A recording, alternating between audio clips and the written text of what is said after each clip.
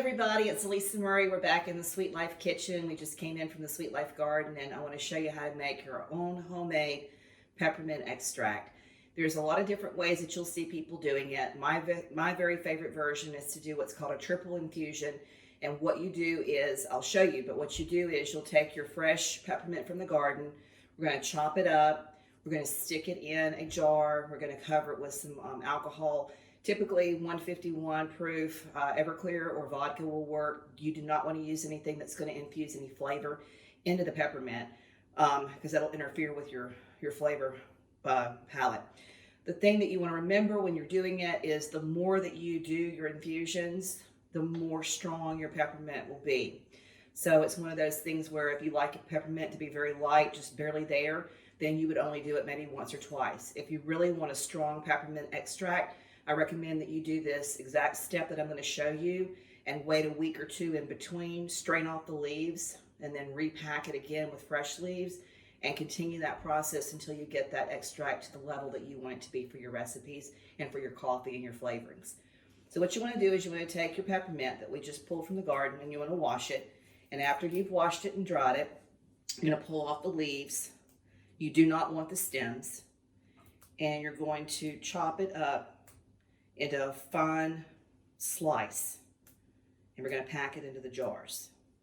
And today I'm just going to do one jar because, you know, I don't know if you're like me, but I use peppermint whenever I'm cooking. I use peppermint whenever I'm doing sometimes a whipped cream infused for a recipe over a chocolate cake. A lot of times I'll do it, use it in, baking.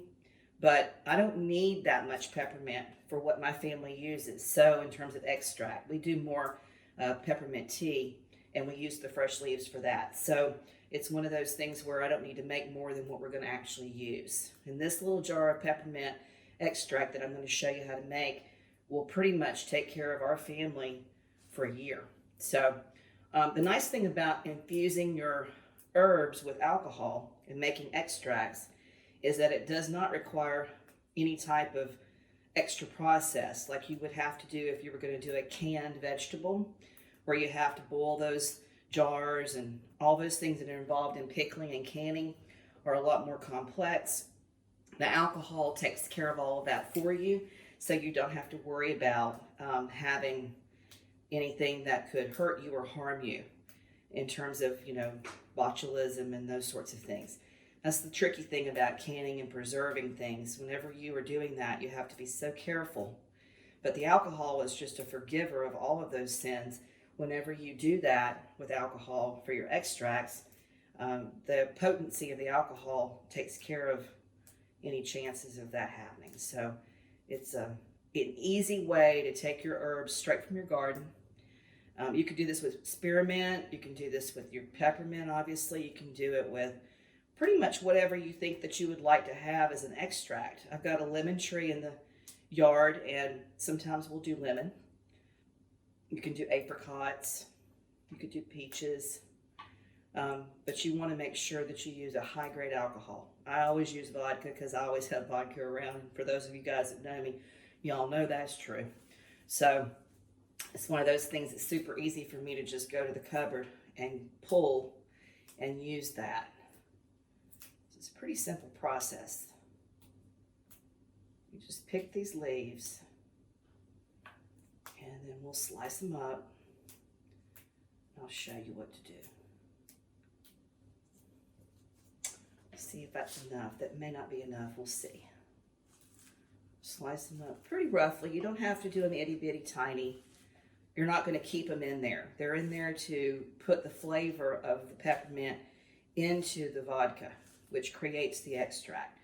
So when we pull these leaves out in 2 weeks, and then you're going to do this again, like I said, you're going to do this at least twice, if not 4 times. So this is not a project that you can start doing and then immediately have your extract. You'll have to do it and then wait 2 weeks, put it in your pantry in the back in a cool, dry place so that it doesn't get exposed to the sunlight. It's not something that you're going to want to leave out on your counter.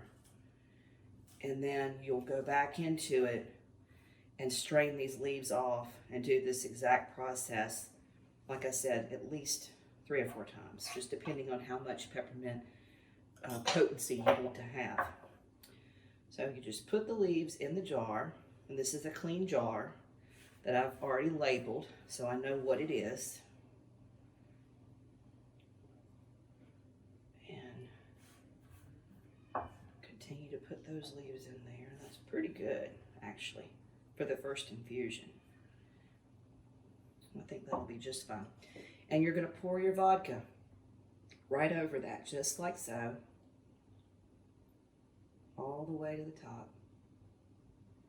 And then you're going to seal it up. And you're going to put that in your pantry for 2 weeks. Shake it down a couple of times a week if you remember to do it. Try to do it at least once a week. And then we'll come back in and strain off those leaves. Do the same thing all over again. And then after you've done it 3 or 4 times, check it, taste it. And if it's exactly the way you want it, then you can leave this in your pantry and you can use it for all your baking needs.